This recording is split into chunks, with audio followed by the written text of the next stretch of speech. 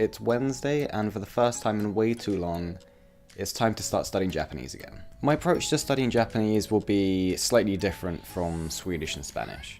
Both my Swedish and Spanish are still in the beginner stages, but my Japanese is more or less in the, I guess, intermediate to possibly upper intermediate level. I studied Japanese formally at university a few years ago, but since graduating I haven't studied that much and definitely not regularly. I've decided to focus my studying around using Lingq and, by extension, reading. I think my biggest weakness in Japanese is just the fact that I don't consume enough Japanese on a regular basis. By using Lingq, I want to be able to actually just read a lot more. Now, one of my main reasons for learning languages is that I want to be able to leisure read in those languages. And currently Japanese is the only language I can actually do that in. For that reason, I want to use Lingq to predominantly read books. But with Lingq, there's actually a few books on there that I can properly get my teeth into. So the book I've decided to read is called Sekai kara neko ga kieta nara. Its official translated title is If Cats Disappeared from the Earth. And I chose this book for several reasons. The first being that just from the title, it sounds interesting to me. Like, I have the initial intrigue as to why it's called that and what that really entails. But probably the main reason is the fact that it doesn't just have the script itself, but it also has audiobook accompaniment. So I can do the reading and listening practice as well. The listening part's really important for me because I don't have that many opportunities currently to speak Japanese. And I've found that since not studying regularly, I often get tongue-tied when I'm actually speaking or even reading. I've kind of lost that flow, I guess you could call it. So I want to get back into that, start using it for shadowing, and just kind of get my mouth used to articulating Japanese properly again.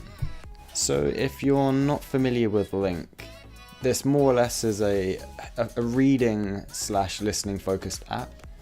And what you can do is either pick existing lessons that are currently on there, so that can be like lessons tailored towards specific levels of language, so beginner, intermediate, advanced, or you can import things yourself, so either things you've created yourself or other publications or written texts that you found, so that can be news articles, books, anything like that. But the good thing about this app is that it basically has an inbuilt dictionary where you can search up words and also save those words. So let's go over to the lesson and I'll show you what I mean by that.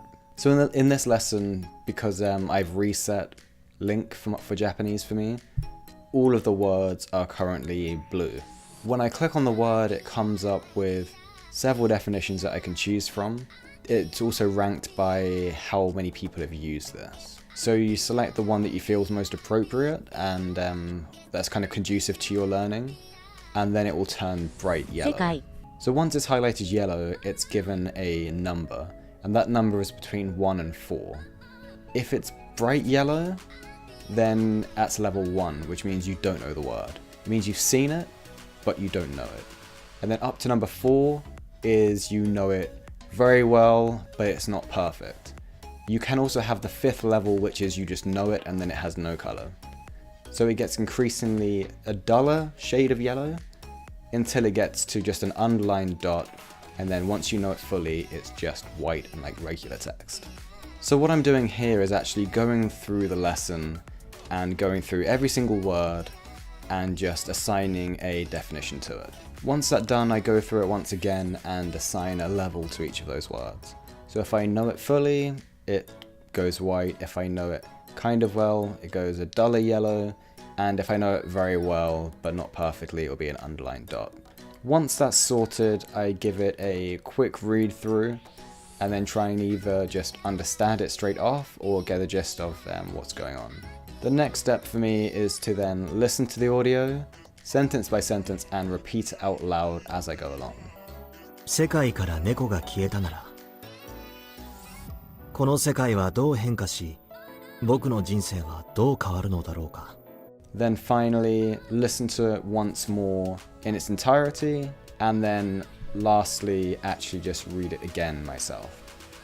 Basically, I'll be doing and repeating this process for each page. And then at the end of the session, just listen once again through all of the pages that I've done for that day. Like today, I didn't get that much reading done. I got through a decent amount of words and got through the first 3 pages, which isn't ideal, but I spent a good amount of time looking for a story that I wanted to read, and also kind of figuring out what approach I wanted to take with this. What I'll do going forward is each time I read this, I'll actually maybe give a summary of what I've read, and then trying to, so I can practice retelling and processing what I've read for that day, and then be able to kind of regurgitate that to an audience. All in all, I'm really glad that I've got back into Japanese. It's something that I've been meaning to do for probably at least about 2 years now, really. And yeah, like it's a language I've always loved the sound of, and I've always loved studying it, so it feels about time to get back into this while I've got the motivation to study other languages as well. So next up was my Swedish vocabulary review on Memrise. And that was pretty straightforward, to be honest. I've just come off of a Swedish study day yesterday, and yeah, Swedish is fresh in my mind right now, so no problems there. The Spanish vocabulary review is a slightly different story. Yesterday I only had about 2 words due for review, but today that meant that I had a lot of words. Because the words are quite new and I've only just started Memrise with Spanish, a lot of the new expressions I am not very familiar with at all. So a lot of them I simply just flat out forgot until being prompted, so I got those answers wrong.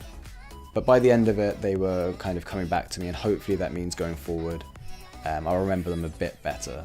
But this is really the reasoning why I want to have the review every day, rather than waiting 2 or 3 days until the next Spanish day.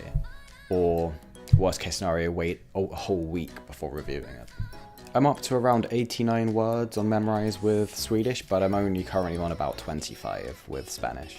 So hopefully progress that on Thursday, tomorrow, on the Spanish focus day, and try and build that up slowly, so that I can have a wider vocabulary and actually maybe give myself a bit more of a chance of actually constructing sentences that I want to say.